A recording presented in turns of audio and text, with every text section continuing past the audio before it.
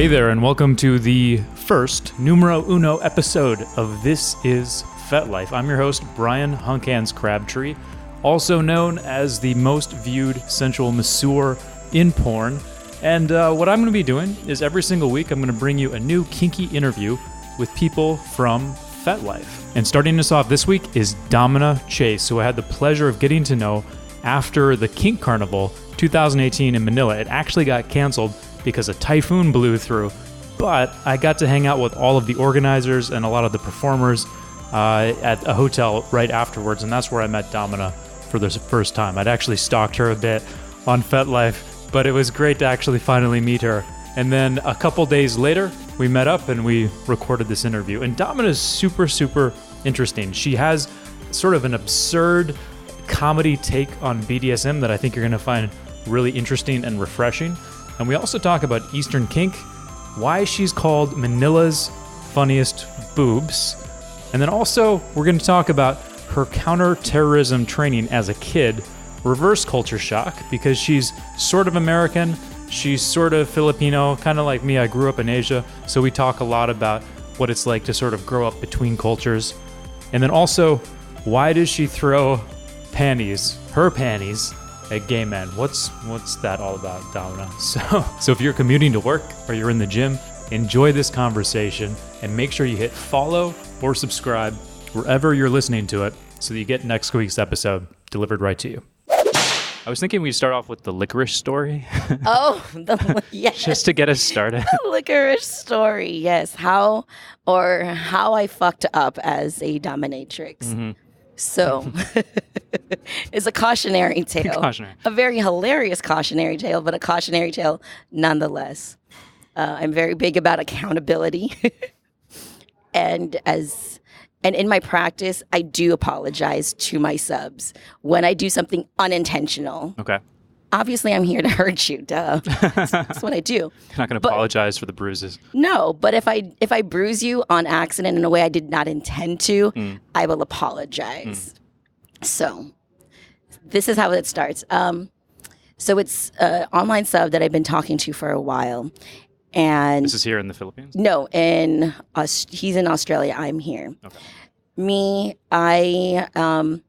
I'm wary of starting off BDSM, especially dynamics long distance that have any sexual connotation. So this person and I had been talking for several months. They'd been really good about their assignments and their homework. And so finally he had mentioned he would really like if I would like control his orgasms, his masturbation. I'm like, okay, I feel I can trust you now. Like, you've put in the legwork. Like, for me, that's a reward. That's not the starting point. You got to earn that from me. I'm like, okay. So, unfortunately for him, I have a memory for everything you'll tell me that I could possibly use against you. So I remember he had told me like a while back about this story about how he just hated licorice, specifically black licorice. Hated it with just all his being. So, and he's like, well, I want a protocol in order to masturbate. I'm like, okay, that's fine. So every time you masturbate, you have to eat a stick of licorice. This is like those Twizzler things or whatever. Twizzler, but that's not as bad because they're red. I even specifically asked him this, like, Is it just any licorice or is it specifically black licorice? And he said it's specifically black licorice because it's much more intense, like anise flavored. And Twizzlers have so much more sugar, so you don't taste it quite as much. He can sort of deal with it. Okay. But even that he hates. But black licorice. So you specified the brand. Well, not brand, but like black licorice, like just awful. So I told him he has to eat a stick of licorice every time he masturbates. And he flipped out. He's like, what? No, like, why would you say that? Have you not been talking to me for the past several months? Like, remember? But he was pleasantly surprised that I did remember. So he was like, can I do anything else? I'm like, no, that's all I want. But I gave him a choice. I'm like, So you don't have to eat the licorice. She's like, yay. But it means you can't masturbate either. He's like, oh, I'm like, see, there's always a choice with me, but it's always a predicament. So he's very busy with work. So we usually have like a set time that we speak to each other. So usually there's about like a week gap between our conversations, which we have to schedule with the match of our calendars. So I talked to him a week later, and then he tells me, he's like, I missed 2 days of work last week. I'm like, why? He's like, I had masturbated so much. He said he had eaten like a pack and a half of licorice in like a couple of hours. And he had looked it up, and he did not realize, and neither did I, obviously, that apparently licorice has been used as a medicine for so long. So he's really healthy. He's super healthy. He's really cleaned out. Basically, he just had massive diarrhea that he had uncontrollable diarrhea. He could not go to work for 2 days. That's how much licorice this motherfucker ate. So that's why it's hilarious. It's awesome, but also a cautionary tale. So if you're going to give someone a protocol, give them limits. Next time I know you have a limit of like 5 a day or something. Like, pick a limit. Even if you know they don't like it, you have to put an upper limit. I'm surprised he could jerk off that much. I mean, me 3. I'm like, how many times is that? I'm like, I don't know what. I actually didn't ask, but I was like, what the fuck? Like, it was that a was lot. like 15 sticks or something. Yeah, something like that. That's pretty intense. Yeah. Because when in those type of situations, so the first time you do it, it's a chore. Like, fuck, this sucks. But then after you've eaten it, there's that rush of, I can't believe I did that. I'm dirty. Well, he's also into humiliation. He's like, I'm dirty. That's gross. But it's cool. I can't believe I did that. There's also a sense of accomplishment that you did it. So you do it so you want that rush again. It's so easy, right? You know? He hadn't jerked it off in a while. He kind of put it off. And that's how much he hated licorice. That is how much he hated licorice. He had put it off. It wasn't even that first day. So of course he did it again. And each time you do it, you have more of that sense of like humiliation, that bigger sense of rush. And if you do it enough times, eating the licorice is a turn on. So then it just kind of builds and builds and builds and builds on itself, where the whole process is pleasurable. Even the punishment part of it is pleasurable. So that's how you end up eating a package and a half of black licorice, even if you hate it, masturbating, and then missing 2 days of work. Wow. So this goes into the next thing, which is, you say you like to fuck with people's minds. Yes. Right, like not just to make them bruised, but like to really like how do you put it? So the way that I put it, when people ask me what my fetish is, I explain that my one true fetish is making people question their life choices. Can you give us an example of? In practice, pain is a shortcut. You know, getting people to push their pain boundaries, getting them to say like, holy fuck balls, like, I know she hits hard. People tell me she hits hard. I've played with her previously. I know she hits hard. Like, why the fuck did I decide to do this again? What the fuck? Or either it's that, or even more existential, like, what life choices led me to be in this position that I want to get hit? What is wrong with me that I want to get hit? Like, that's the moment I'm looking for. Is that a look on their face? It is. It's a look on a face. It's a change in posture. It's like a sigh. It's much more. It can be very subtle, but you can tell, like, as you're going on, and to the point where, just for my sadistic glee, I've had people say, you know, like, usually spanking, like, you know, like 1 domina, 2 domina, da, da. I'll have them say like, 1, why domina, why? 2, why, Domino, why? And then it gets to a point where it's like the anguish becomes like, why, Domino, why? Why? Like it changes from like 1 to like 15. At first it's like, why, Domino, why? To like 15 is like, why? Like, you chose this. Like, you can tap out. But and then they don't. So you chose this. Yeah. So with the why question, you're kind of priming them to like question themselves. Exactly. And is that similar to breaking somebody? Like, it is. It is very similar. They're very related. That's why aftercare is super essential. I always negotiate what the aftercare is because my theory behind aftercare is it's not just helping the person transition out of that state of mind. It's also putting them back together as a person. Imagine you are asking yourself, why did I do this? What type of person wants to get hit, chooses to get hit, chooses to come back and get hit even more? That can be really damaging after a while. So yes, you want them to put them back together and saying like, hey, it's okay for you to have these feelings. It's natural. There's nothing wrong with you. So it can, and it's in extreme forms. It can really break people. Is it hard for you to do? Because like they're so vulnerable at that moment that you're like, oh, I could really fuck you up right now. After the scene or during the scene? After. It's like once their guard's down, it's like, oh, it's aftercare time. And then you could just slip in a little language that would like really fuck them up. It depends on the person and the nature of the scene.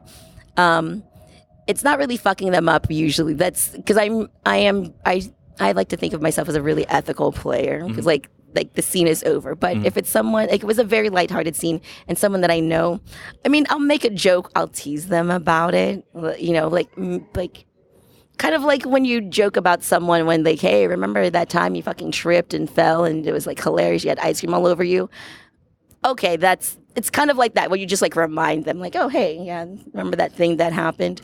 But generally, no, it's more of like just like a teasing, but then it becomes, in that context, it's not really harmful. It's just more like, hey, remember this fun thing that we just did 5 minutes ago and how cool that was? So what does good aftercare look like? It really depends on the person.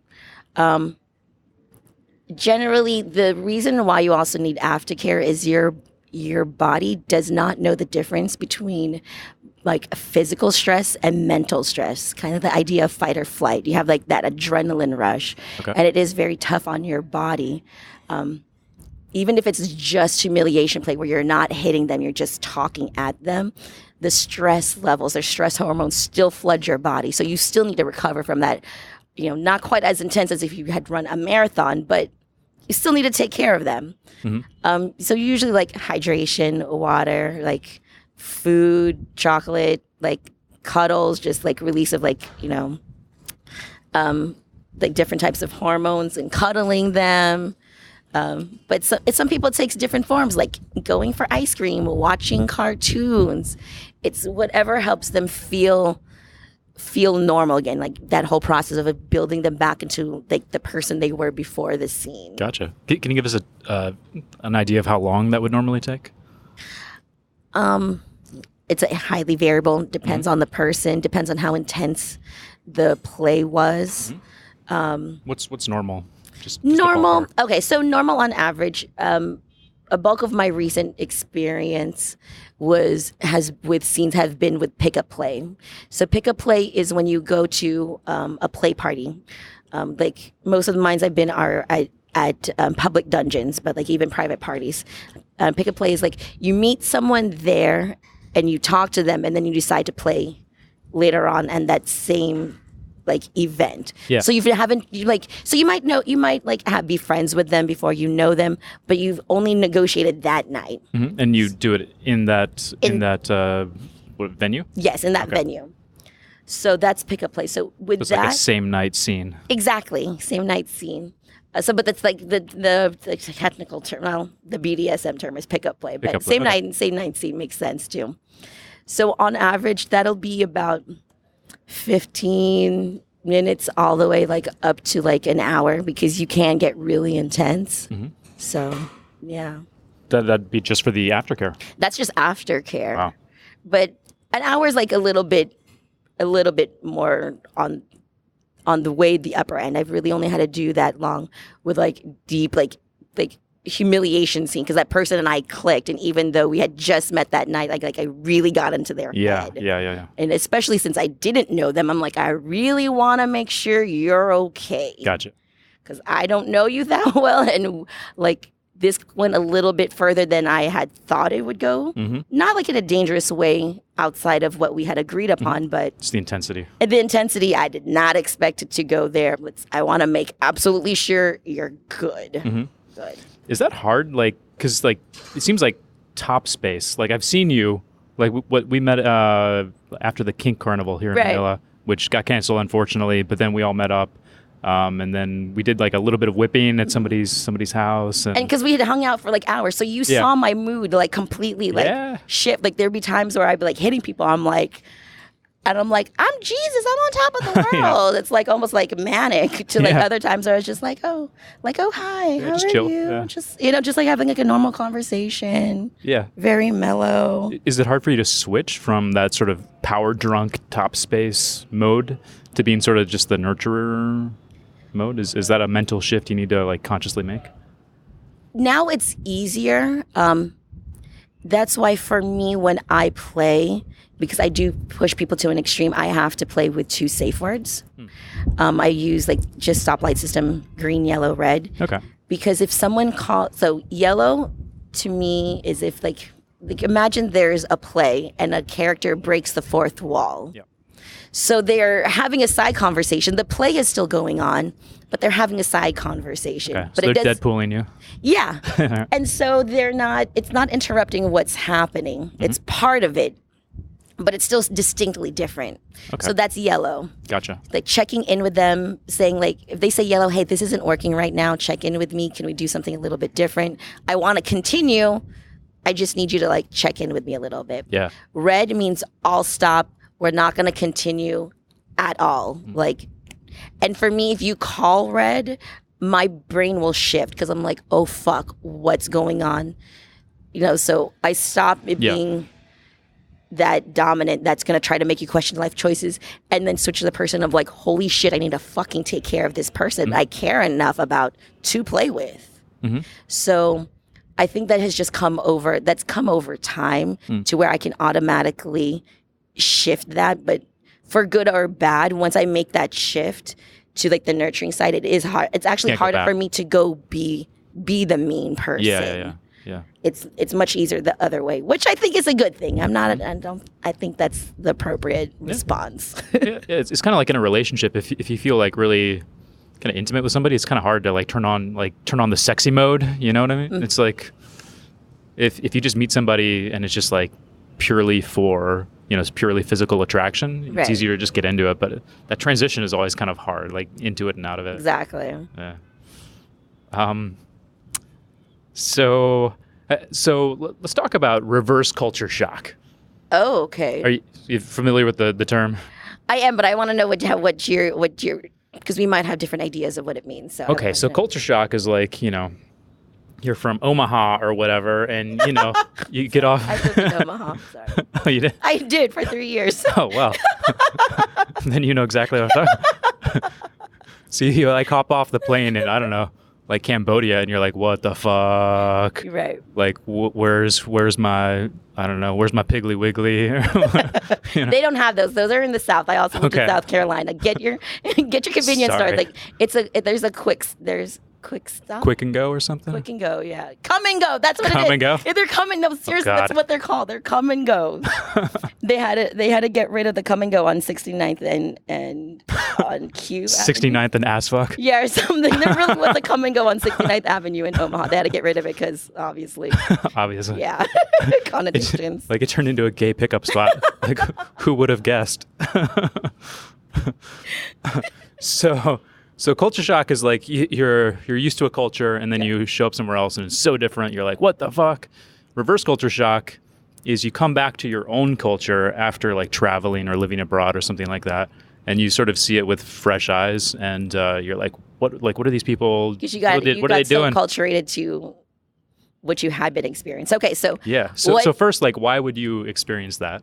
Like, what, geographically, give us the lay of the land from why you're not exactly the normal Filipina.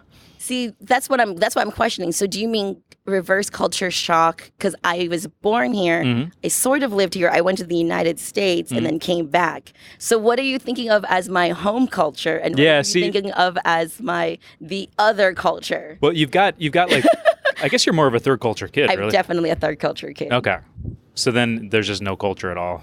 But you still get the thing where you return to like your home culture or like your home country, where people assume that you're the home, like oh, you're home. Yeah. Right. And then they treat you the same as everybody else. And then that's where like it's that uncanny valley of like, it's like that like CGI that looks kind of right, but just not quite right. Quite right. Oh, what the fuck is that? I guess for me, it's hard for me to identify that second culture shock, like that counter culture shock, because like everywhere I go, I always feel like half a beat off anyway.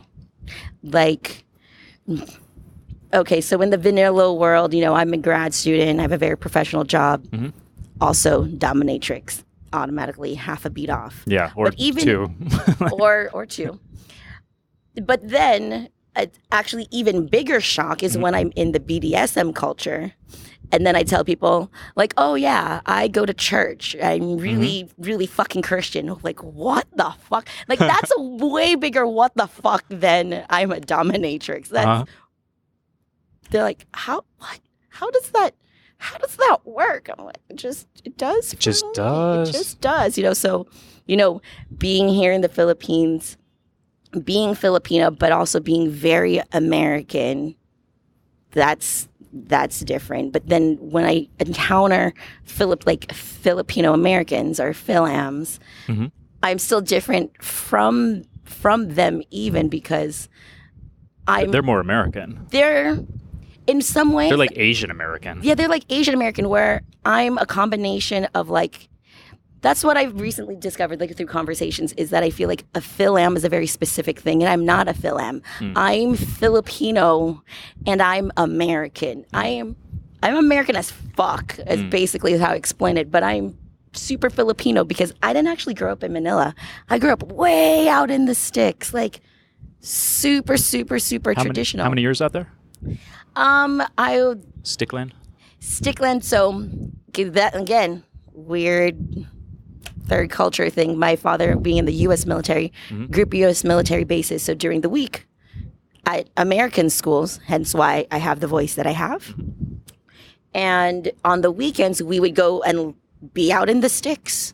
Like, you have to go outside and pump your own water out the fucking well, and like bathe yourself in cold ass water, sleep on the floor. Like, that's a very not American, and most Philams have never experienced that life. Like, what their experience of the Philippines is Manila, which is a fucking city. And Philams, you think, like, are those more like Americans who grew up in America and they come back here once in a while, or is there something different that you're thinking about? I think it's more of like a cultural thing. I feel like their Philam culture is very specific.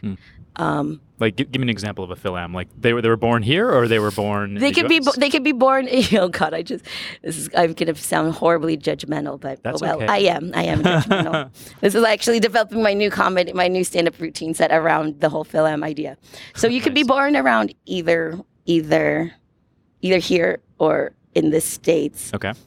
But the shortcut that I tell other people of why I'm not. Why I don't really fit in with Philams. I didn't have any Filipino friends growing up in the States. I didn't fit in with other Filipino Americans. And my shortcut to explaining that is like, I never went through a hip hop phase in the 90s. Okay. Yeah, it's way funnier that if was you do a thing? it. Like, oh, that was a thing. That was super, super a thing. In the 90s, I was the goth kid, which is why I was maligned by other Philams. They're like, oh, you're just trying to be white. I'm like, no, this is just the aesthetic I like. This is, like that was labeled as like the white kid thing. And I'm like, Yeah, so it's things like that, and I don't know. It's a little, I have to think about it a little bit more because I just started thinking about this, but I think it's the idea of where I didn't shun things just because they were considered white. Yeah. Like, this is just my environment. This is the things that I like. I like goddamn mayonnaise. It's delicious, okay? I don't fucking care. You can kiss my ass. Some hummus, also delicious, okay?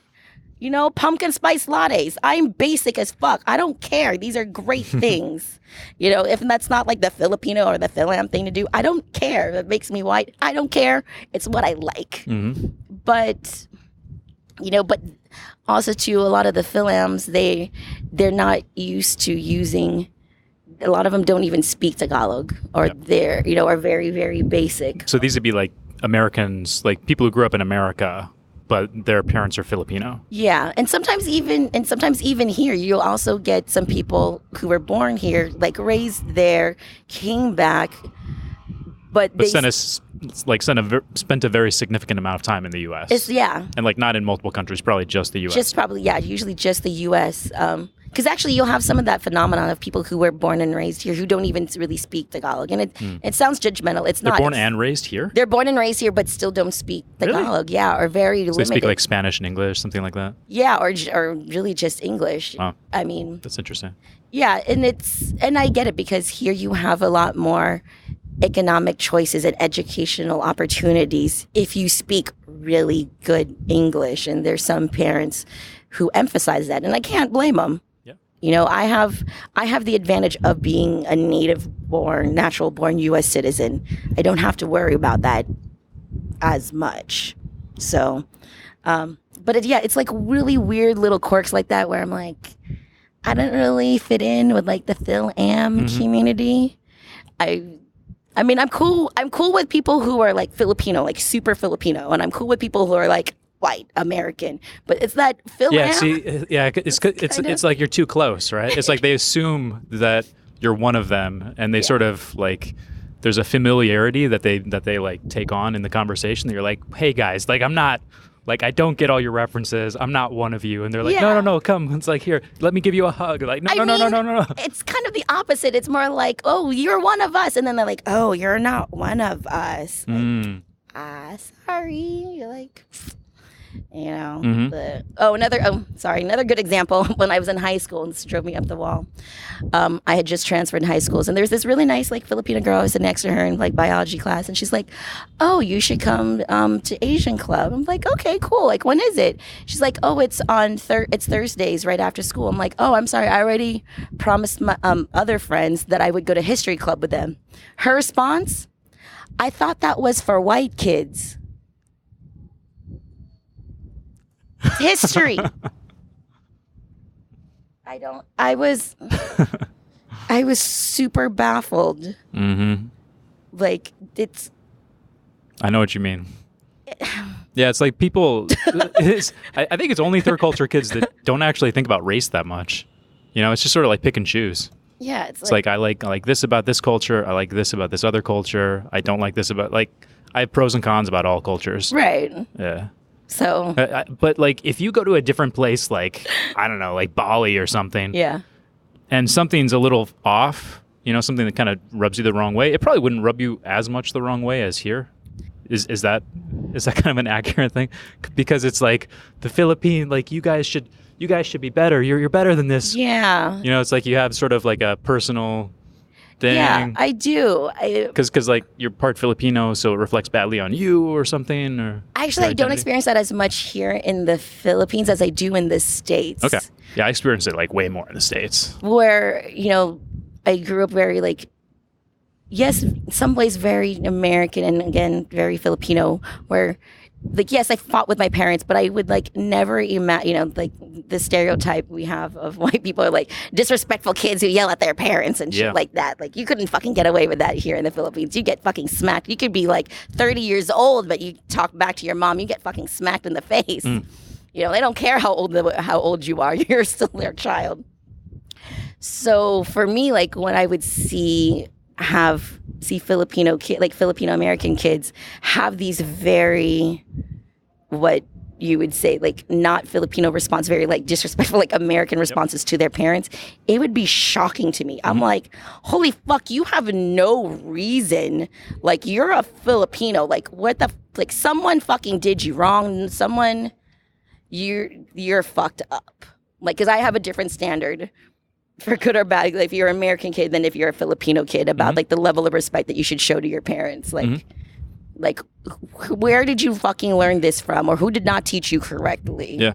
So, yeah, it's more of that. I feel like in the States is when they don't hold up the good parts of being Filipino. Gotcha. Yeah. So that goes into something else I want to talk about, which was, so you said your dad was in the military. Yes. Right. And the U.S. military, because that's always the question, the U.S. military. And like in a pretty hardcore part of the military, right? Like he was pretty hardcore. He was, yeah. So how did that rub off on you? Like interpersonally and maybe even in kink? Oh, definitely in kink. My parents accidentally built a dominatrix without realizing it. Okay. What's an example of that? Is I was allowed to voice my opinions even if they were contrary to theirs. Okay. And that's not normal for an Asian, for Filipinos. That's not, imagine being like a 5-6-year-old being allowed to have their own opinion. That's not even normal for like military families. No. Yeah. So a Filipino military family where you would expect the exact opposite. Exactly, where like you have to toe the line. So with us, it's you toe the line when it comes to rules. Things that you need to, like, you have to brush your teeth, you have to go to sleep, like these things. But having like a personal opinion about, I don't know what type of opinion I would have, but I mean, like, I guess like even what I want to wear, it's, I was very much like a tomboy growing up, and I didn't want to wear skirts. I just want to wear something comfortable I could go run in. Like, okay, do whatever you want. Do you think that was because your dad had like been in the shit? He had his priorities in line or something?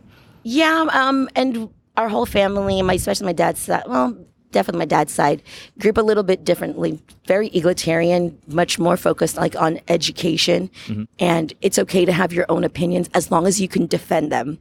If you can like argue it, like articulate it in a way that it makes sense, and that you also need, so you should be able to change somebody's mind or have your mind be open to change. You're also not allowed to have like, say, this is end all be all, no broaching topic, because then you're not engaging in the conversation. Yeah. Totally not even for like American families. Where'd that even come from? That's so weird. But it sounds nice, but it's weird. It is really weird. Unusual. It should be more normal, but it's not. It is, because I recently took a trip to Copenhagen, and I was, met some people, and I was explaining, you're talking about life, and they were kind of surprised, because they interact with me like as an American, because I know more Americans than Filipinos. They're like, wow, that is really weird. It's like, that's not weird to us, but that's how Scandinavians raise their children. It doesn't seem like even how Americans raise their children. Like, no, yeah. I think it's just fortunately came from a family who value education and had, they didn't want to like stifle your creativity and your ways of thinking, and they valued more things that they put a different value on. That's good. Somebody along the way must have done some, hard emotional work and been like, I'm not going to raise my kids the way I was raised, and I think I definitely attribute that to my grandmother, my dad's mother, because she was the youngest, I think, of like 10, and she basically eschewed like the normal model of what was expected of her. So this is my grandmother. This is way back in the day here in the Philippines. She gave up all of her rights to inherit any land so she could go to college. So she was one of the first women to actually attain her master's degree in education here in the Philippines. So that must have been tough. Like she had to give up her rights to inherit land. Why? Why was that an either or thing? Well, because how are they going to pay for college? And because you have already so much, like, that's unfair to other siblings that we're going to pay for your education and give you land. So you got to choose. So there's, she gave up that security that you always have somewhere to live, in order to get educated. So she made the hard decisions, and I think that definitely affected our family and trickled it down, and she raised me. That's also why I failed. One of the reasons why that accidentally built me into a dominatrix, where because they left you alone with your grandmother. They left me alone with my grandmother. She was badass. Like, in a time where it wasn't cool to be a single mom, my grandfather had started another family, and she's like, no, get the hell out of here. I have my own money. I have my own career. It's not easy being a single mom. Mm-hmm. That's totally not a thing back in my grandmother's era. You just stick it out with your husband because you're going to starve. But she had the option not to. Mm-hmm. She's like, so, having that, making like hard decisions and sticking to them, that's something you need to be in that top space. Like, I'm making this decision to fucking hurt you, and I own it. I hurt you. But I mean, that also translates like in my other parts of my life. But for kink, it definitely, again, that's why I used to never use a seed name, because who I am as a vanilla person translate directly into who I am as a dominatrix. And I think I'm a way scarier vanilla person than I am a dominatrix. Okay. Yeah. Because at least as a dominatrix, you give a little bit of aftercare. Give in aftercare. Vanilla, no aftercare. Yeah, and there's limits. Like, I have actually ruined someone's career. They earned it. They fucked up, but I have ruined their career. Mm-hmm. I've never done that in kink life. That's hugely, grossly irresponsible. Mm. But as a vanilla person, I have fucked up someone's career. Mm. Yeah, so I'm a much scarier vanilla person. Do not fuck with me as a vanilla person. So when you put down the whip, that's when you got to be scared. Actually.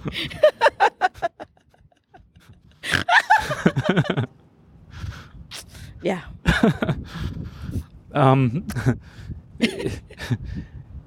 And then with your dad, did he ever teach you like interpersonal stuff, like, picking up on little micro expressions and stuff like that? Because that seems like it'd be really useful to know where people's limits are. No, I kind of studied that more on my own, but not micro expressions, but reading people, because his background was in anti-terrorism and force protection. So very much grew up, and I grew up here in the 80s during martial law, when it was completely politically unstable. So he was used to assessing the situation anywhere we walked in. Is this a dangerous situation? Who's around us? Or is this someone like seem like they're shady? Are they like police? Is this like a politician? Like getting like an initial impression of everyone around you. And so it became, I didn't even realize, to us it was just a fun game. Like, oh, what do you think of that family there? Like, what do you think are they having fun? Are they like, oh, they seem to be like a kind of cold family. They're not on their phones, but they're just eating. They're not even smiling, things like that. So I was really sensitized at a very young age to read all of these nonverbal cues. So somebody else, they might just be like, oh, like, there's a horse over there, or like, they're like, that girl's dress is pretty. Right. For me, you're looking at different things. I'm looking at different things, like that's why I love people watching, and people love coming along with my people watch. I'm like, oh, I think this person is that. Very clear example of me being able to watch people and pluck something out of the air about them. I was like on a school trip, and we were visiting an intelligence community agency, and there was like this very like smartly dressed woman, but my friend, she had pointed out, she's like, oh, she looks so stylish, she like got her nice hair, and I said like, yeah, I think she strikes me as like probably someone who is an officer in the military. And like those two observations are very different. Same person, same thing that we're seeing. She asked me, like, why would you say that? I'm like, look at the way she's walking. It's very straight. She's looking around. She knows what's going on. And she's holding her briefcase in her left hand. Like, what does that have to do with anything? It's because she's been trained. Like, oh, she wasn't just carrying a briefcase. She was carrying a briefcase and, like, files, like, all on the left side. She's like, why is that significant? That makes sense. She's used to carrying everything on her left side, so she has her right hand free to salute someone. She's like, oh, okay. And that was, like, snapshot, that's what I got. We saw this lady for the exact same amount of time, and I extrapolated something much more deep about her, just because that's how I was trained to look at the world. Yeah. And then in kink, is there an example of meeting somebody and sort of being able to extract something deeper? Anything you can think of? Anything I can think of in kink, yeah. I like to like slow play people. It's just my thing. I'm like, I want you to come to me. Like I want to see. I'm like almost the play starts, maybe not without your consent, but I'm not really messing with them. Like start it before we even play. Like, how are you going to react to me not directly addressing you? Like, you know, like I'll be nice to you, and like, but part of it, and see like what parts do they? Because what I also want to see is like as we're talking in a group, what parts do you respond to? What parts of the conversation do you latch onto? Like what parts of the conversation like does your expression change? Because I feel that's much more revealing than having even a one-on-one conversation. Yeah. Because I'm not going to say all of these varied comments that you're going to get in a group of people. So that's where I'm like, okay, if they only seem to be if they only perk up on things that are like sexual play, then that's probably not someone that I'm going to really jive well with. What things would you throw out there to get their reaction? So for me, it's not even, it's more, I don't even like try to like elicit a reaction. I'm more just watching how they're going to react to other people, because if I gauge it off of their reaction to me, it's like in research, it's a confounding variable, because if they're interested in playing with me, they're automatically going to pay attention more to whatever I say. Even if I say Skittles are disgusting, like I hate pistachio ice cream. Even these are very, you know, like everyone loves pistachio ice cream, you know, they might be like, oh yeah, I know pistachio. It is kind of weird. Even if they don't think that, because they're skewed towards me already, but they're going to be a little bit more unguarded in how they react to other people in the group. Okay. So they're not trying to like monitor their own reaction. They're not trying to like, yeah. Interesting. So you just sort of like listen. Yeah. Just sort of watch. I see how they react to other people. Yeah. That sounds very counterintelligence-y. Yeah. Yeah, I guess. Shit, yeah. I am not a spy. I'm not a spy. So she says. So says the spy. That's what a spy would say. Totally. So all right, let's talk about comedy dominatrix. You were saying, what is that? Some fucking shit I made up. Yeah, I like it. Okay, I'm going to tell you the origin story, because comedy BDSM is so fucking esoteric. It's hard to explain. Because those two words should just not go together. So the way it started out was Kink Carnival in 2016. I wasn't a performer. Joyanne, who is the organizer. Kink Carnival's here in Manila. It started in 2016? Actually, I think it started 2015. And then they skipped a year? No, they did 2017 as well. I taught last year for 2017. Gotcha. Okay. So you're at like the second one in 2016. Yeah, I think it was the second one. I know, I'm pretty sure it started before me. I don't really Sorry, remember. I'm killing your story. It's okay. No, I should know this. I feel bad that I should know the origin story of like one of my really good friends' very important events to her. That makes me sort of a shit friend, but oh well, sometimes a shit friend. So at that point, Joyanne and I didn't really know each other very well. There had recently been a play party, and I accidentally like kind of caused a buzz in the community, because I feel sort of guilty that I feel like I've built my really good reputation off of one scene at one party. But hey, fuck it, you know? I guess it was that good. Like, whatever. Tell us about this scene. I will tell you after this story. Okay. You're sorry. I only tell long stories. So I guess she had heard, you know, that people had really enjoyed watching this scene. This said scene, yes. And if I would be willing, if I wanted to audition for a spot in Kink Carnival. So that year's Kink Carnival was set up differently than this year's. So there was like a set of like 3 performances, but the first 2 were auditions for the final third one. But the auditions were still open, so people still paid admission. So it was still a performance, basically. Gotcha. It's kind of like an American Idol kind of thing. Exactly. Yes, it was Kinky American Idol. And so I was like, I don't know. I've never performed. Like, last time I performed, like, a middle school play. I don't fucking know. Like, it's not something I do. She's like, no, we just, like, could you just help me out? Because we just need, there's so many slots. We don't have enough people. We just kind of need filler. I'm like, okay, that's fine. Like, way less pressure. Like, if I flop, who fucking cares? Because I'm not a performer. I don't fucking care. Low expectations. Low expectations, right? You have key low to happiness. Right, like I do that a lot. Like, low expectations, fine, sure. Like, I don't know what I'm gonna do. I don't even have a partner. I don't have someone to hit. She's like, Emma, who's someone that I'm also friends with in the community. She wants to perform as well, but she didn't know what she wanted to do.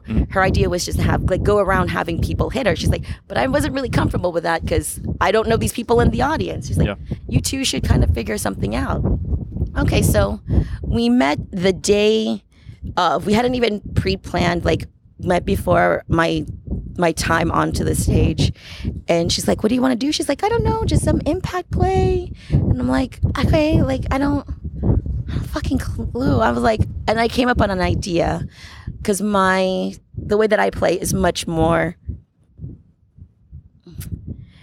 it's just really absurd. It's hilarious. That's a good word for it. It's like if Monty Python did Kink. That's kind of my style of play. It's like, what the fuck did I just see? It's weird, hilarious, like, I don't know. So I just said, like, what would be really funny is, since she and I are friends and we love to laugh around each other, like, let's try to focus on us topping the audience. Let's go do something like weird, crazy shit to make the audience react. So it wasn't really about me dominating her. It was almost us co-topping the audience. I'm the one in charge, but we're both going to try to come up with weird shit, whatever weird shit it was, just to elicit a response from the audience. Okay. Like, okay, this will be fun, like. It's an interesting concept. Yeah, right. It's definitely. like, at the very least, it'll be hilarious, like, topping an entire fucking audience. Like, that's a new thing for me. Like, I had never tried to top that many people at the same time. So how do you go about doing such a thing? How do you go? Is kind of just like, kind of gauging I love to talk, as you can tell. I just kind of sort of like talked to the audience and explained, like, basic BDSM and, like, why I do things and, like, making her do funny stuff. And I remember, like, slapping her face, like, just a little bit, like, oh, you can slap her face. And the audience was like, oh, I was like, and then, like, Em and I looked at each other and we're like, yes, we caught onto something that they're, like, not comfortable with. And so I slapped her. And then she just had this, like, over-the-top reaction. And then I think at one point I slapped her. And then she meowed. And they were like, the audience, like, they started laughing because, like, you don't expect someone to meow in response to getting hit. So, yeah, it just became this, like, and then I got the audience involved, like, what punishment should we have for her next? So kind of like drawing them into it. But it was like very absurd, funny punishments that we would be doing to her. So, I mean, I didn't know what the fuck was going on. I am like, Em and I, we had a lot of fun. We're like, well, okay, thanks, guys. That's it. Bye. And we walk off. And, and came back, like, afterwards, like, kind of, like, debriefing with Joy. And she's like, that was amazing. Everyone fucking loved it. I'm like, did they? I was like, I had no the fuck idea what I was doing. That's why, like, this story is really a little disconjointed because I don't even remember what the hell I did. It was like, I was reading the audience, seeing what was going to make them... Back to your counter-terrorism training. Right, but for counter-terrorism for laughs, kind of see... .com. Trying to, like, read the audience and, like, see, like, gauge the reaction of what was getting them engaged, what would make them laugh, and that's where it is. And That's how I came up with my tagline, Manila's funniest boobs. Literally, I'm like, well, you know what? I could just be Manila's funniest boobs. She's like, that's amazing. That should be your tag. I'm like, okay, just. And that's the first time I'd ever been introduced as Dominant Chase. So that was a lot of first time performing, Wow. first time being introduced as Dominant Chase, because it sounds weird saying Dominant on Chase. Mm-hmm. So it was Dominant Chase, Manila's funniest boobs, and. Cool. So when you perform now, you've got the comedy BDSM thing always incorporated, or Yeah. Yeah. All right. Cool. It's always I can't do just straight up. Yeah, and I also do it plays into the fact I love humiliation and like pushing people. I'm like, one that was funny. Like I ended up coming back like the final performance. So this time I was messing with the MC. He had lost a bet. I forgot what it was, but basically, so his punishment was to get hit by me. So there's other parts of the performances, like we were like hitting, flogging people. See, for me, that's like normal pedestrian, like hitting people. That doesn't take too much skill for me. Like, whatever, it's easy. Mm-hmm. And then he was like, "What? We're gonna have Dominant chase at me?" Like, yes. So I had him like on like the far side of the wall. He had to like pull down his pants, and he had his like up against the wall, like leaning in, and then of course, because I like to include the audience, I'm like, okay, guys, gonna everyone count to 3, because it acts. Was someone holding a microphone to his face during this? There's actually yeah, there's a picture I saw that. of me like on the way to hit the black him. and white one. Yeah, the black and I white saw that. on my way on. So yeah, You can see the expression on your face. Yeah. So that was actually the second run. So the first run, I was like, okay, audience count 1, 2, 3, because like just to fuck with him, because like now he knows I'm coming. So I start from one end of the room all to the other side, but as I run and I'm yelling, so he can hear. So again, I like to like that whole sensory, like so he hears that I am coming at him. I'm like, ah! And then the first time I run past him, I hit the wall next to him, like boom, and he's like, ah! And he had the microphone. He's like, holy shit! I thought I was gonna shit him. Like he was just terrified because he thought I was gonna hit him. I'm like, oh, I'm so sorry. I missed. Let me do that again. So I went through the procedure, and then this time I really hit him. So. So that's how it is funny, because I scared him. He thought I was gonna hit him the first time. I didn't, but I did hit him. So that's the BDSM part. So it's comedy BDSM. I get it. Yeah, so that's why I said it's not something you can really just explain. Like you kind of like to draw a picture. Now I need to see it. Well, unfortunately, Kink kind of got canceled, and I actually currently don't perform as. I have very, very, very limited performances as Dominant Chase, just because grad school is very intense right now. So, like scheduling is tough. So you told me before, like where we were just talking, and you said you loved this like session you had with some girl where you're hitting her with a pipe. Yes. Where she was like really down for it. Yes. You were just like smacking the shit out of her. In a context like that, are you also doing the comedy BDSM, or is that just like, oh, that's a private session? Well, all of my sessions, even private, they end up being really funny. Like the way that I approach my scenes is, if I am not entertained, this is not fucking worth it. Like the reason why I'm doing this is for my entertainment. If you like it, that's tangential, that's cool. But if I'm not laughing, that's not fun. So like even then, I will taunt them even as I'm hitting them. Or one thing I like to do is like that I teach is I like to hit people to the tune of like children's songs. Like it's really kind of fucks with your head when you're like you're hitting them to like the tune of like C is for cookie, it's good enough for me. So like making them sing along like this kid's song while hitting them. So yeah.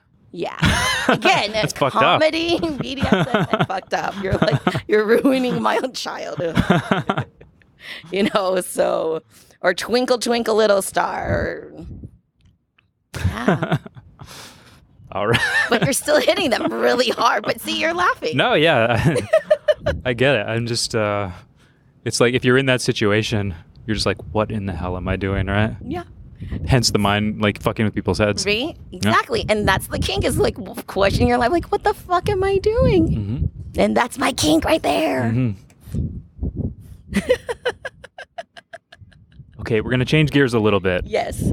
Tell us about sub versus dom and how it's different from top versus bottom. Okay. What is this? So this is like, if I had to have an advocacy in kink, this would be my kink advocacy. I always explain that sub versus dom is about who's mentally and emotionally in control. And top and bottom is more about an action, who is giving and receiving an action. Mm-hmm.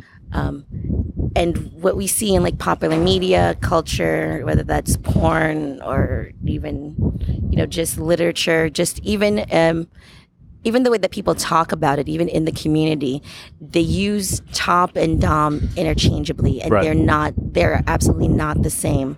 And I think that you'll have much more flexibility, better communication if you're able to articulate those differences. Like, because sub is subterranean, it's below, it's the basement. I mean, it's like bottom. Right. They seem very interchangeable. They seem very interchangeable, and they are highly related. The best example that I like to give to people of how this could be, why they are very different, is I had a scene with one of my submissives. Very sweet, very gentle. Like our scenes are very gentle. Like I can't really hit him even that hard. But there was one time I wanted to play, but I mean, we were at a party and a play party, and I really just felt like getting hit that night.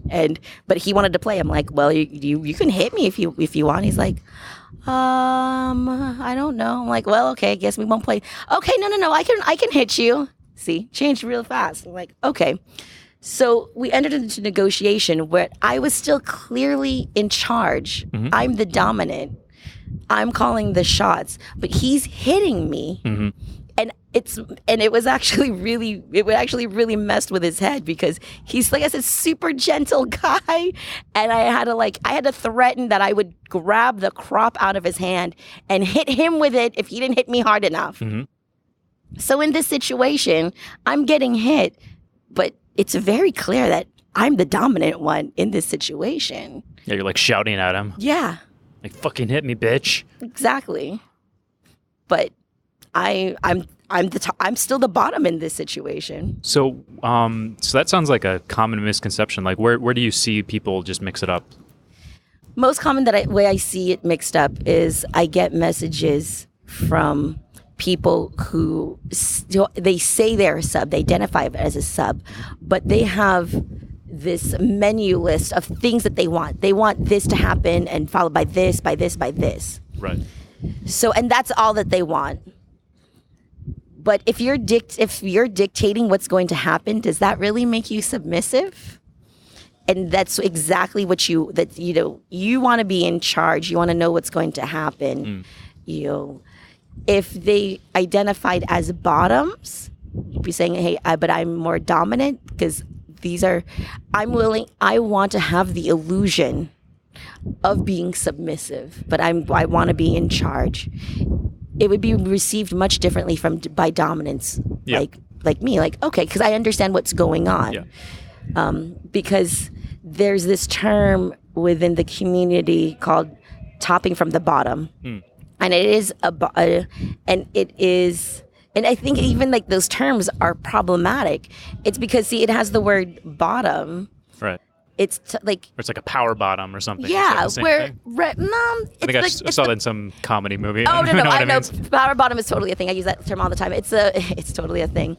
But it is kind of like the idea of a power bottom, where in the gay culture, a power bottom is someone who's on the receiving end of anal sex, but they're the one in charge. Okay. Like the classic idea is like they're the one pushing back on their partner. They're still so to get the governing the action. Yeah. So the terms, so they're sub dom, so they're doming, and then top bottom, they're bottom because they're receiving. Right. Okay. So in that situation, let's go with the power bottom. That's actually pretty good. Power bottom. That person is actually dominant, even though they're on the receiving end of anal penetration. They're dominant. So, but they know that's a thing. So when you're in a BDSM situation and the person that's supposed to be submissive is trying to take control, that's really damaging to the dominant, to the person that's supposed to be in control. And if you establish from the get-go that you as the bottom want to be in control, that wouldn't be an issue. You wouldn't be trying to take control away from the top or from the dominant, because it's already been established that you're already in charge. That's your problem is solved. Gotcha. Makes sense. Brings us to, so you just taught a workshop about all of this, about subbing and doming. Yes. That was, 2 days ago? Yes, it was. Wow. What's some common bad advice that people are given about subbing and doming? Ooh, common bad advice they're given about, huh? Or bad ideas that people have in their heads that you have to get out. Number one bad idea is like, I don't want to play with safe words. I want to just go for it. Like the point is to like push my boundaries. I'm like, okay, so let me amputate your leg. Like, whoa, lady, you've gone too far. I'm like, you said you didn't want to play with safe words. You said you didn't want to, because I think that people have this idea when they're newer. They have this idea of what BDSM is. Yeah. So they're like, all of these things that I've heard about, like the more common hard limits, like no piss, no scat, whatever. Like, maybe I would be okay with that. Like, but they don't extrapolate it out to like, let me amputate your leg. Yeah. Yeah. So they haven't, like, they don't know how deep it goes. Exactly. So they're like, I'm good with this, with this nice little well. I'll just jump in. Yeah. But it goes deep. Deep, yeah. So that would be number one. And yeah, that's always like a cautionary tale. Like, you need to like be careful. I don't know. I feel like there's also, I think it's much more prevalent here in the Philippines than in the States, is there's too much concern about privacy to the point where it's unsafe. Oh, interesting. That people are there are some people who would be more willing to meet a stranger in a hotel room for the first time to do a scene than to meet them in public. In a munch or something. Yeah, in a munch. Like, or just in public. Just in public. Yeah, at Starbucks. Like, wow. It sounds like victim blaming, and I'm not, but I'm like, that's a recipe for like human trafficking. You don't know what's gonna happen. Like, you're not gonna tell anybody where you went, who you're meeting, at what time. Like, you don't know anything. And you got no Liam Neeson to save you. Right. You're just gonna get taken. You're gonna totally get taken. Yeah. So I think there's sometimes, I always caution, like, you still need to also think about just basic safety things. What's some basic safety stuff that people can? I mean, can just that, and also too, like, and just like hygiene. People don't think about, like, with some people who are more expensive, they will have different implements for public use or use that they with other people, and other implements that they only use with their partners. Because like with things that are porous, like with wood or leather, you can't, if you get bodily fluids and that, you can't really ever get that out. You can clean it, like, but it's not going to be like, a stainless steel implement that you can like, you could fucking boil, like, whatever. Basic, just like sometimes I feel like there's just, it is a fun thing, but you still need to take care of some of these basic fundamental safety considerations. Yeah. Makes sense.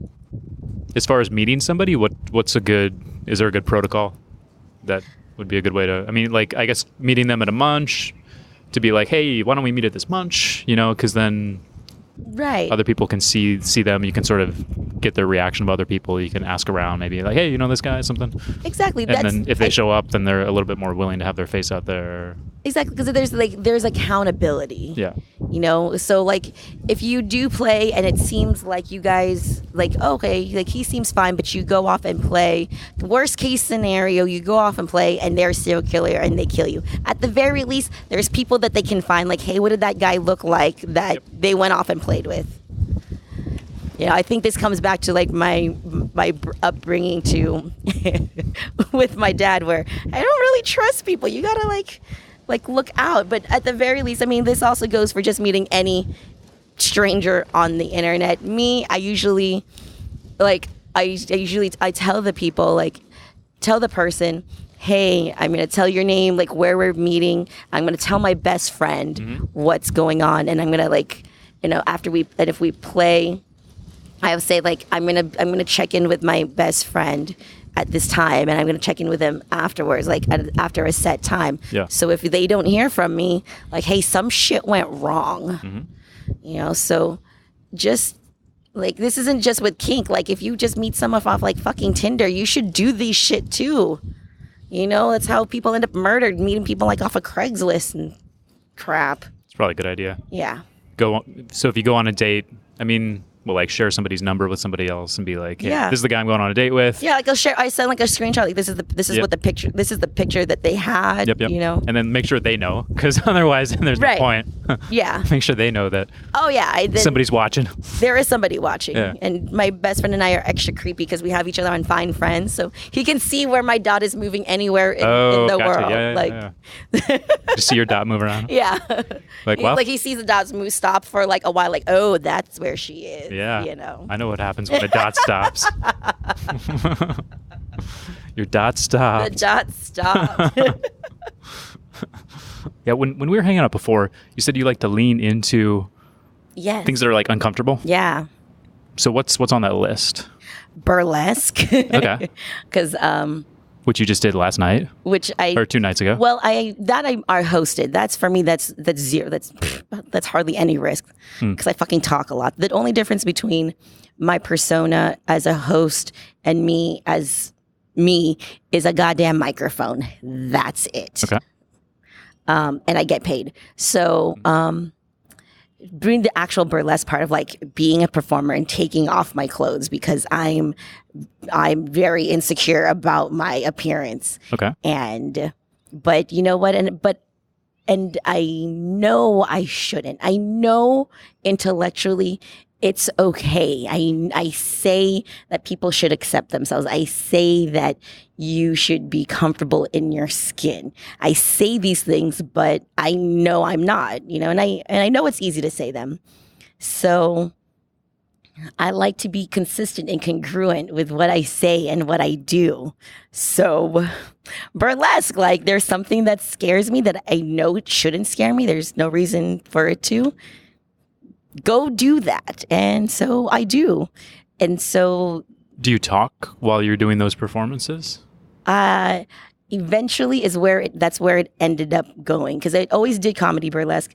And then it became burlesque stand-up. So I was literally taking off my clothes while doing stand-up comedy. Mm-hmm.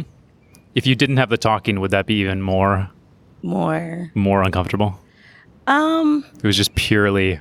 Yeah. It's like it's a safety blanket, you know. Uh-oh, now it's on your list. Now you have to lean into it. Oh no, I used to do I've done burlesque numbers without talking, so I'm like I think how did that make you feel? It was crazy. I think that is on my bucket list. Right now it's hard because I'm not performing, but it is actually something that I have actively been wanting to work on, is doing more of like a traditional sexy number, because I am not comfortable doing that. Like that is not my lane whatsoever. Like even just the regular burlesque of like taking off my clothes I still make it funny. So I know your question, like, how do you make it funny when you're just taking off your clothes?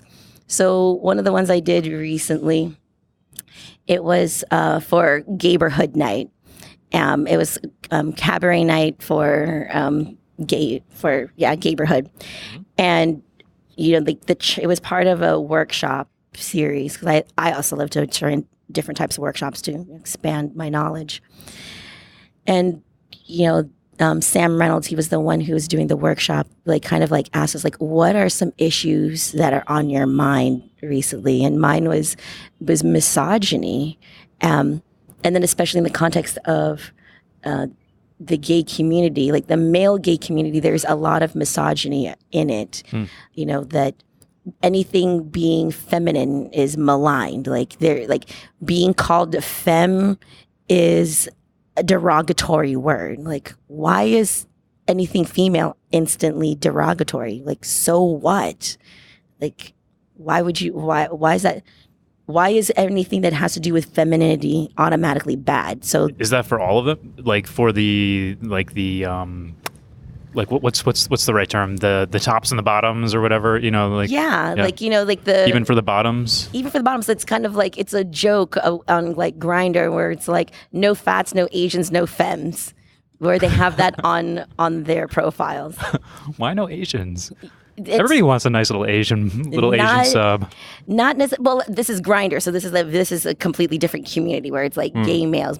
This is mostly obviously not here in Asia. That's kind of weird if you say like no Asians, but more like in the United States. But that's kind of like the joke of how you will see a lot of profiles that will say that. Mm-hmm. So a femme in the gay community is someone who's just like.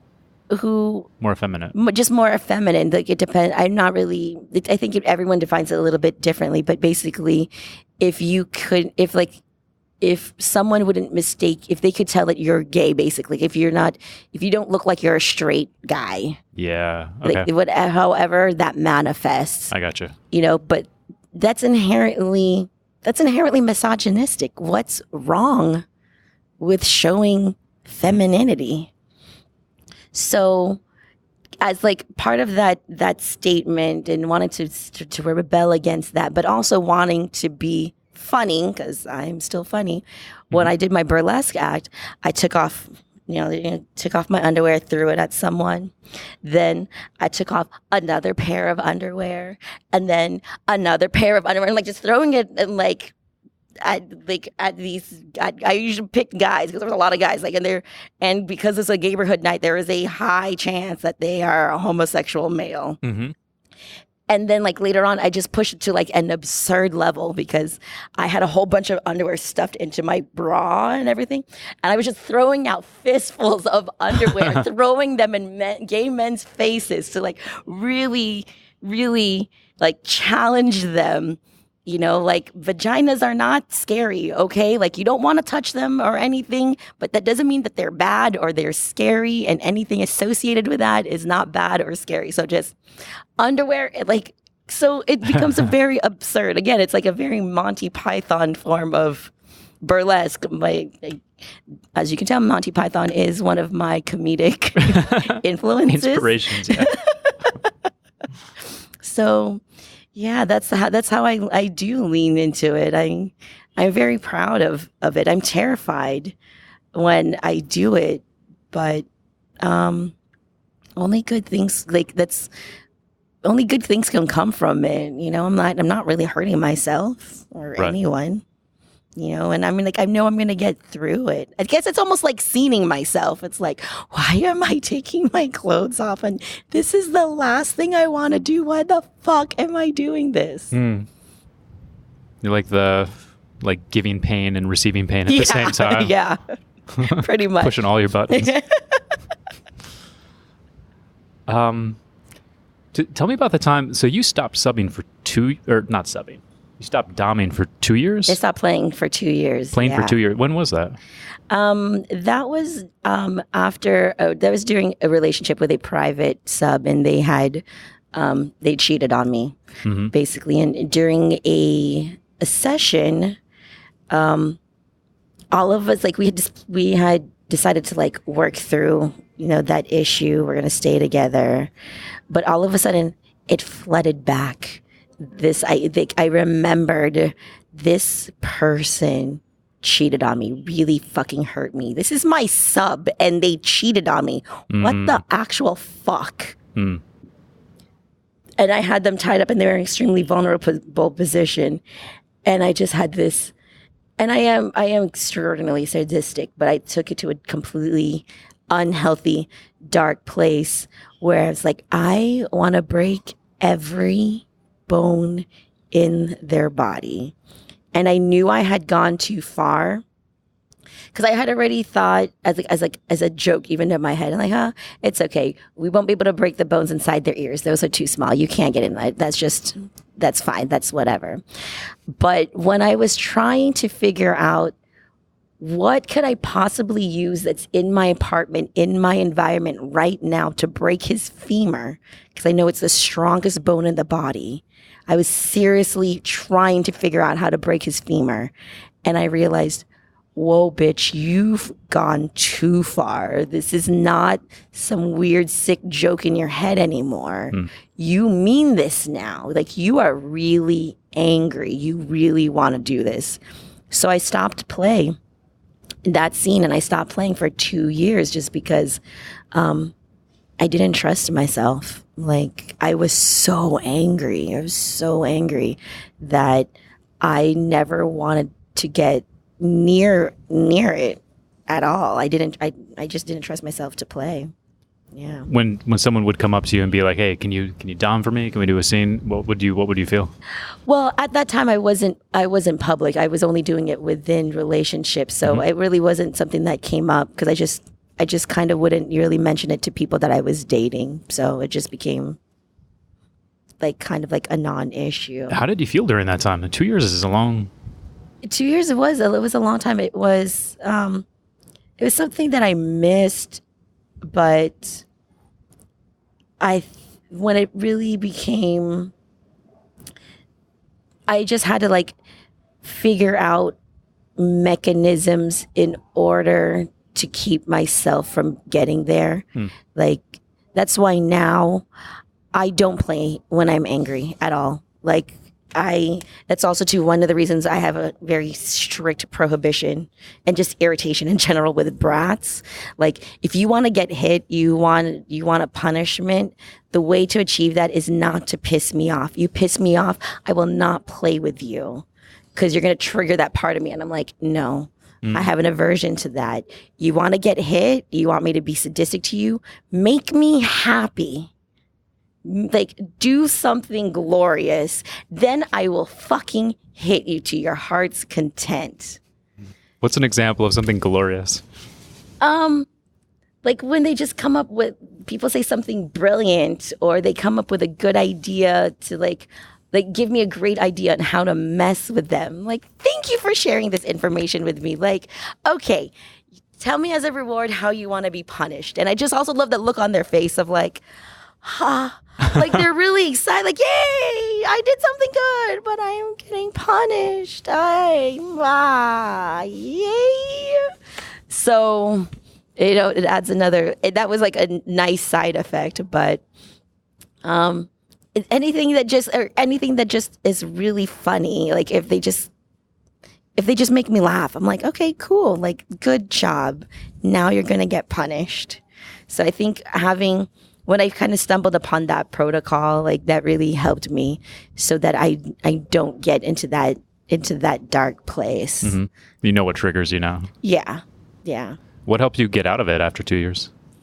I think just time. I just kind of got over the fact that he cheated on me, and, kind of like the normal process most people go through after being cheated on in a relationship. I think mine was protracted just because he not only cheated on me like as his girlfriend, but also as his dominatrix. Mm-hmm. Like, that's some fucked up shit. That's not very subby. Not at all.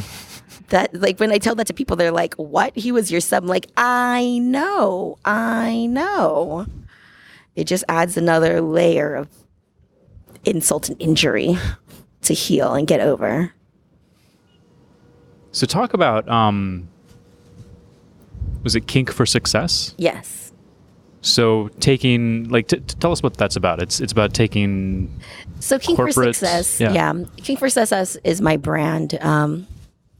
The way that it came about is just because I came here for grad school. I was really busy, but I had been in San Francisco for the past almost year, and I was just like flooded with kink. Like I was going to a party like every week. Sometime I would go like in San Francisco, I'd be at the Citadel on Friday nights, Bondage a Go-Go Wednesdays, and then I probably like sometimes a munch during the week, sometimes a workshop. So sometimes I could do kink up to 4 times a fucking week. And then I get here and like, holy shit, like all stop, like record scratch, like, oh fuck. I like went through like deep, intense withdrawal. And so that's kind of where it came from of like, if at least I can't play, you know, I was used to being in that headspace of being in kink. So that's some like, okay, I guess I'll start a blog, you know, like what do I blog about, you know? And it just came up with conversations with my best friend, and, you know, he like explained, like he would like ask questions. And I realized during these conversations that a lot of the techniques that I used were rooted in the things I would use, and techniques I would use in my corporate life. Because I was like in human resources, I did corporate trainings, I was in inside and outside sales. So you're a spy. You're a spy. Those are very related. Okay, they are not spy-y things. You know, like setting boundaries and like protocols. Like those are that I realized that I didn't even actively do it at the time, but I realized that I was approaching kink from a very business, like corporate mindset. So that's what I did is like, I think the first article came about, when my best friend, he sent me a article about creative confidence. And since I'd already been like in this very like fertile, like kink mindset, when I read it, I didn't read it as I normally would as like corporate training. I read it through a kink lens, and corporate creative confidence is basically just about, you know, having confidence, like when you have to like create something and how to overcome those like insecurities. And that happens a lot when you're in kink, especially if you're a dom, like, what the fuck what am I doing in this scene? Like, because the responsibility is on you. That's just the same thing as having like a project thrust on you saying like, here's this idea, go run with it. Like, okie dokie. I don't know what I'm doing, but I'm in charge. Same thing happens in corporate world all the time. And you can just do the standard thing, like, all right, I guess I'll hit you with this thing. Right. Know, and it's safe. No one's going to say, like, oh, you fucked up. They'd just be like, oh, well, it was kind of, you know, safe. Exactly. But, like, if you want to be creative. Yeah, you want to, like push the envelope and, not overanalyze. I have the article on there. I can't remember. But it's, like, the first article I ever wrote on there.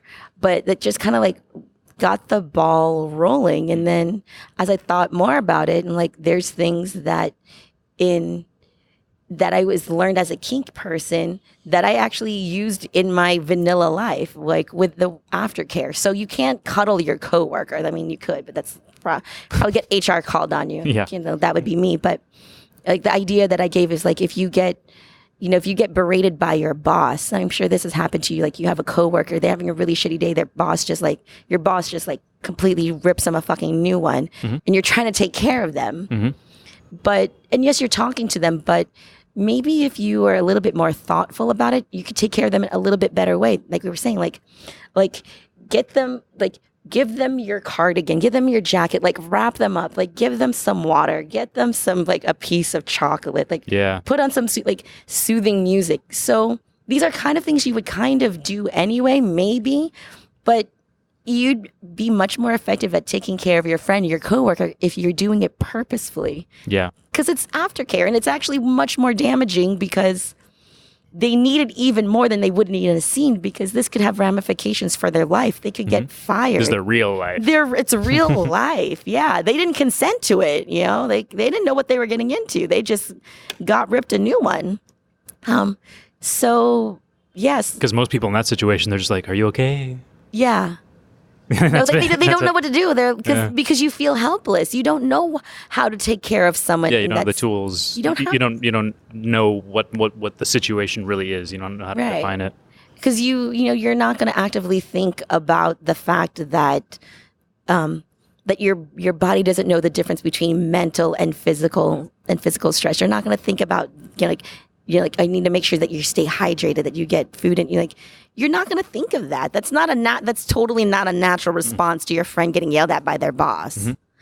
But if you kind of had this idea of I could use principles of aftercare, even just saying that phrase, you're like, you would be way better equipped to take care of your friend, your coworker. I'm like, and that could even be even if you're the boss, let's say, you have an employee and they had a really bad interaction with a customer, you could take care of your employee, and you'd probably have a much happier, healthier, thankful employee. Okay, my boss cares about me. They made sure that I was all right. Mm-hmm. And then it'll get on a phone with another customer and be like, right, exactly. Actually, they can bounce back. Right. And then going the other way, have some of your corporate skills helped you find and retain mentors or anything like that? Or? Definitely. Just because one is even just knowing the value of having a mentor. That definitely comes from corporate. And just also having this idea of diversification of your skills, because you're always, even if it's not something that you're really into, being able to relate with different, when you're in business, my idea is you're always selling. Even if you're not in sales, you're always trying to sell an idea. You're always trying to sell a way of doing things. Yeah. So the more you learn about different things, the better you can relate to a lot of different people, mm-hmm. which means you're able to sell better. Mm-hmm. Or influence, persuade, whatever you want to call it. But exactly. It's basically sales. Yeah. So it's sales. And that's the same thing for Kink. Then you're able to find more people that you're able to play with because you're able to relate to them better, or ask them about their particular fetish or their kink, or even share something that you learned from somebody else. So I've been very pleasantly surprised about how well it's been received, because once I break it down, they're like, oh yeah, I guess they look very different, but some of those core practices are actually quite similar, quite applicable. Mm-hmm. Yeah, people seem to treat their hobbies very differently from their profession. I don't know. I don't know why that is. It's they just sort of go off the rails. But I'll just making this model airplane or whatever. I'm just gonna have a couple beers. And if you really, it's just not gonna work out that well. Right. If it's a purely relaxation thing, sure. But just watch TV, whatever. But if it's really something you're trying to make progress in, you have to have some discipline and be thoughtful about it. You can completely slosh your model airplane, tails completely the wrong way. Yeah. Fuck. If you're just trying to relax, it's all good. But if you're trying to actually make that a thing. You want to make some model rockets, probably don't do that. Don't do that. It'll blow off a finger. And so you said I saw on your FetLife that you're going back to San Francisco soon. I am. To your home dungeon. So yes. So wow, you really did your research. Yeah. There's not even that much online, I feel like. Stalking the fuck out of you, girl.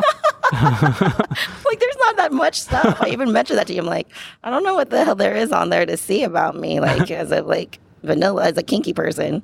So what makes a dungeon a home dungeon? To me, it's where I kinked the most. And those are people it also helps that the house manager of Citadel is my mentor, Miss Jem. So it feels like home. There, I know I'm safe. Even if shit goes fucking wrong, I know that it's a place that's designed to be safe. Even if unsafe, weird situations happen, it's not inherent in the way that it's run. And I'm comfortable there. I know where the people are. Uh-huh. I know.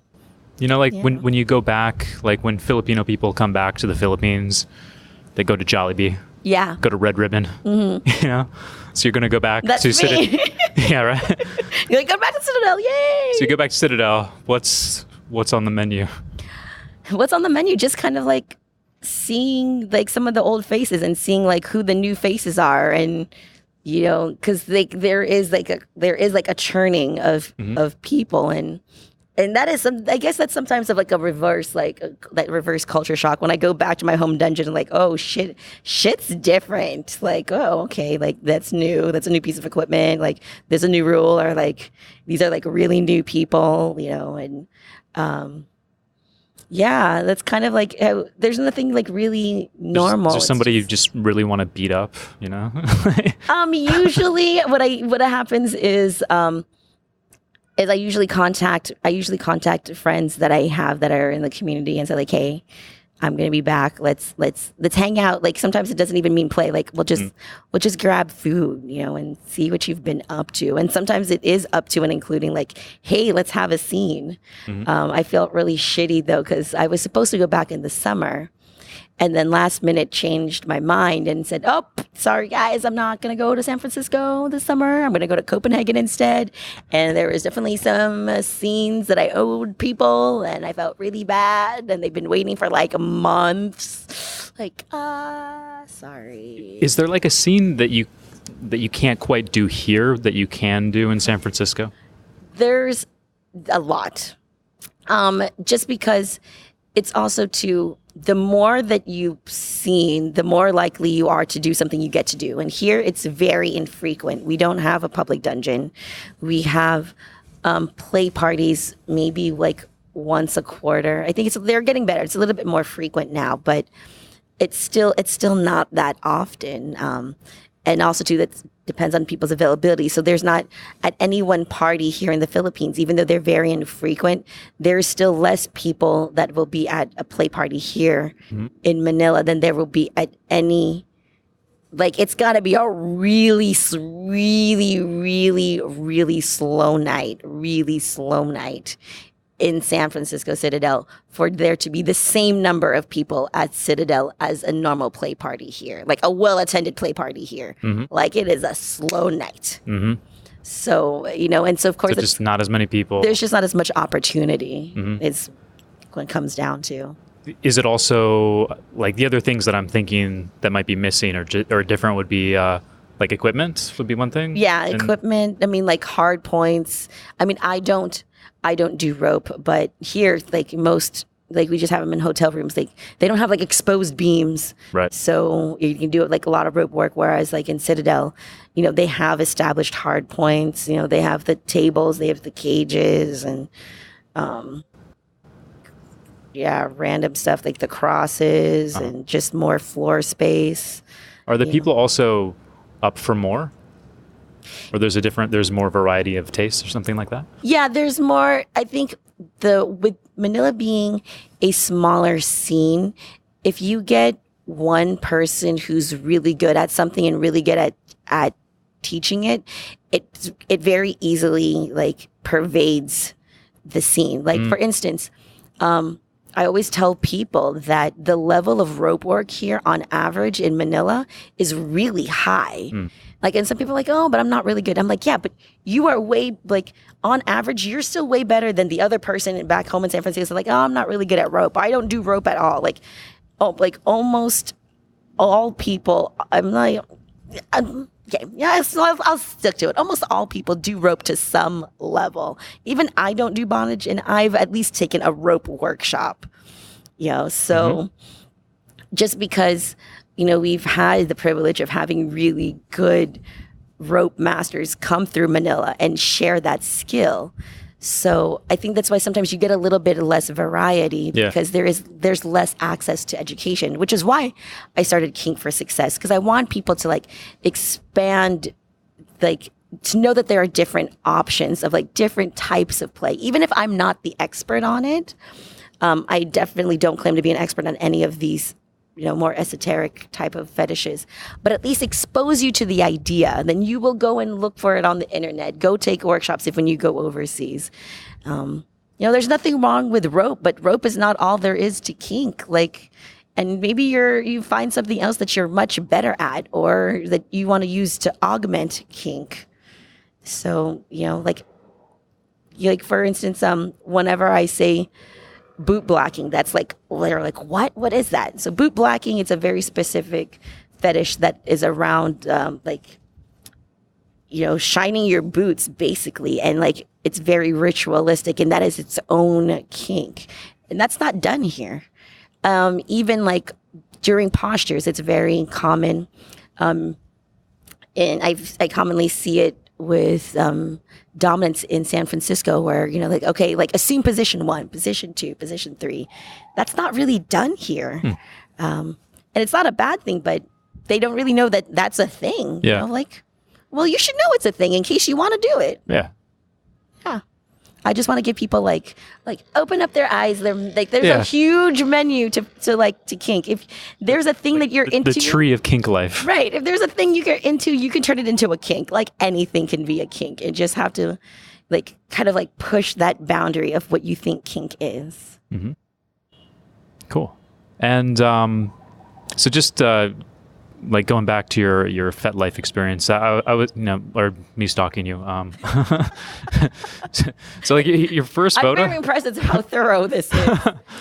Your first photos were 5 years ago, and it was your feet, your legs, some bruises. Yeah. And then it was, I think, 2 years ago where you finally put your face out there. Right. So when did you first feel or think to yourself I guess I'm kind of kinky? When was that moment, or was there a moment? Well, I was kinky without even having the words. I didn't know that I was kinky. I started out as a long distance internet sub at 14. I don't know if we talked about this. I don't think so. No, I don't think so. So I think that's what's different with me, is that I never was a vanilla person who became a kink person. I've always been a kink person.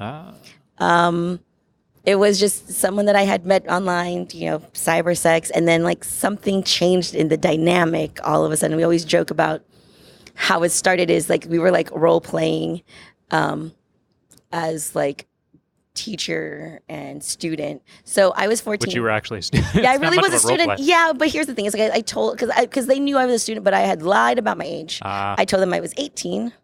And they were 22. So that's a totally acceptable age gap. So I always like to identify my master by saying he had no idea how old I was. And people are like, he's got to have clue. No way. Because my father was in the military. He was away. My mom worked nights. No normal 14-year-old is allowed to be talking on the phone all night until 3 or 4 in the morning. So on the phone, on the telephone. On the telephone. On the telephone. We transitioned from internet to telephone to phone sex. And so there's no way that he would question that I'm not at least independent. Yeah. That's not a normal thing for a kid at home to Plus, be able to do. you have a little bit of a deeper voice. I guess I do. I mean, it actually depends. My voice change. People notice my voice changes depends on my. You've seen it. You've seen it. When I'm top spacing, and then I also have a very different corporate voice. And then when I'm drunk, I talk like this, my California comes out. And then I cry like a white girl and tell people how much I love them. But I did that on Saturday night. So, what was I saying? Oh, yeah. So that's kind of how it started. And at that point, I never had a boyfriend. I hadn't even kissed a boy. I'd done nothing, completely nothing. Everything I knew that my interaction was all purely imagination and on the internet. And I had no clue. My perception as a 14-year-old is well, maybe this is what adults do. This is how it really is. This is how babies are made. Right. You just dial the right number. Oh, okay. I knew about sex. I wasn't completely ignorant, but there's a difference between knowing about the mechanics of it and what really goes on. I was maybe this is what adults do. Yeah. So I figured out after a while that it really wasn't, but. Can you give us an example of something like in that relationship, like as a sub, what were you? So you did some role play. Yeah. But was there anything else? Like, did you have homework or whatever? No, it was much more sexual, like of like the role playing. So just like, the name calling, the humiliation, and like the painting, like the scenarios. So it really, because so I can retroactively use the words like sub and dom and like play, but he had never even been kinky himself. It was completely new to him. So we didn't have this vocabulary. So yeah, we weren't like negotiating. We weren't doing aftercare. We didn't have any of that fucking shit. We had no fucking clue what we were doing. Zero idea. So yeah, like there really wasn't any of that protocol. It was just purely sexual. And then when did you like find the terms for it? It was more after when I think I was like around 18, like when I started like having like when I had a boyfriend and had an actual like physical intimate relationship, and just kind of like Googling things, figuring it out. And I think actually it's when I got out into the real world and I joined the military and like, made friends that were like also like the military, like alternative mindset, because there's definitely a correlation, I feel, between your level of like intellect and kink. So I ended up gravitating around other people like me and, got introduced to like alt.com and then like learned. So that was the precursor to Collar Space, which was the precursor to FetLife. That's how long I've been in this weird fucking shit. So it really was when I started getting into like more like into communities that I started learning these terms. I'm like, okay, then I had the vocabulary to explain what my experiences were, what the things that I was thinking and feeling or fantasizing about. Mm-hmm. You discovered the tree of kink. I did. I realized that it wasn't just me. This is, there is a big difference between vanilla sex and kinky sex. So cool. And that's really like the intellect and kink thing. Can you, I don't know the question, but like what's that all about? That's very interesting. I think because kink is very much in your head. If you think about it, the things that we do, completely nonsensical. Why would you want to hit someone? Why would you want someone to insult you? Why would you want someone? Remember when my best friend and I, we were doing the demonstration of CBT, cock and ball torture. Right. Why would someone let people like torture your penis? That's like that's extraordinarily taboo, like hitting someone's penis. Like even on accident, you're like, oh my God, that's awful. Yeah. But I think you have to have that high level of intellect to go beyond the surface of like, why would you do that? And like see the possibility of why this could be exciting, of pushing that boundary, going past that taboo. I think that's why you have that connection between people who are more intellectual and kinky, I guess. Yeah. Mm-hmm. So they have to like be willing to sort of mentally, logically, intellectually, like kind of go there, like follow the train of thought. Right. Where if you're just not that, I don't know, you just can't can't hold an idea in your head. And I'm not saying that if you're not kinky, you're stupid. It's just that it's fun. But I think most people have dabbled in kink without even realizing it. Like the way that I explain it, like with humiliation play, I say like you probably have that one friend who you tease, mm-hmm. and they like it. Like they kind of don't like it, but they like the attention. Oh yeah, definitely. But for them, like again, intellectually, from just a purely objective point of view, no one wants to be teased or like made fun of. But there's some people who still kind of like it. Mm-hmm. That's like baby intro step to like erotic humiliation. Is teasing them, and they like it because they just, at least you paid attention to them. Yeah. Where like if you're just like surface level, like I don't understand why someone would want to be teased. Right. Then they're not willing to actually think about it more. Like, oh, they get attention, mm-hmm. and they like the attention. Right. That's not even big step. That's not a but big if you're not step. willing to even go there, then Exactly. just kind of lazy, Yeah. intellectually lazy. Intellectually lazy, yeah. Cool. So San Francisco, when are you going to be there? I will be there October 20 to November 4. Cool. Yeah, going to be there just for a short vacation. And then back here? And then back here, yeah. All right. So your vacation is not going to the beach, it's going to some underground dungeon. That's how it goes. And I love that my best friend, he was able to find a hotel for us to hang out in San Francisco, and he was like, "Oh, hey, and it's even closer to the Citadel than that last hotel that I got for us." I'm like, "Thank you." I love how like you take into consideration. That's obvious. He's vanilla, by the way. He's super vanilla. Like he gets why I'm into it. Not for him, but he obviously completely supports it. He's like, he's like, "Well, this is important to you." I'm like, "Thanks." That's sweet. That's sweet. Thank you. Help me get my kink on. You. So where can people find you online? What's the best place to look at? So the best place to find me online, I have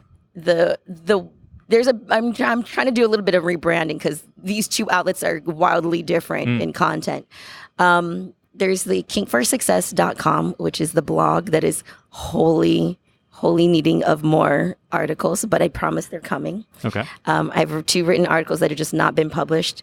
And then there's also my Instagram, Kink for Success. And so that's it shows definitely way more of like the humorous side of what I do. Some inspiration too. Yep. Oh, and Facebook, Kink for Success. I kind of like took the corner and on all of it, all the social media. Right. You just sat down for an hour and claimed it all. That's it. Yeah. Yeah. Even the domain name, like email me for some reason if you the fuck you want. I don't know why. Domina Chase at kinkforsuccess.com. I'm like, I really just took all of it. All right. And then on FetLife, it's Domina Chase. Yeah. How do you spell that? Domina. Yes. Chase, as in like chase a rabbit. Yep. Chase. Yep. We made it easy. Got rid of that I for you. Yeah. No space, no underscore. Nope. All right. Domina Chase. Nice. That's it. Cool. Well, thank you so much for chit-chatting with me. Yeah. Thanks for asking me. This has been hilarious. Thanks for listening, and I'd like to thank my sponsors. Actually, I'm kidding. I don't have any sponsors. This is just something I do to learn more about kink because I'm kind of a vanilla guy, actually. So I'm putting out these episodes as an excuse for me to talk to people who know about BDSM, who know about kink, and so I can learn stuff and share it with you along the way. If you think that's cool, go ahead and subscribe so you can get the next episode. So to get in on the conversation, go to FetLife and then go to my profile, Hunk Hands. That's like a hunky guy, and then hands with an S at the end. No spaces, no underscores, just Hunk Hands. And then you're going to see a writing on the left side that's for Domina Chase for this episode that you just listened to. And in there, everybody's going to be commenting and tagging friends and chatting about this episode. So if you want to get involved, go there and make your voice heard. And thanks very much to I Hate This Place for the show music. See you next week.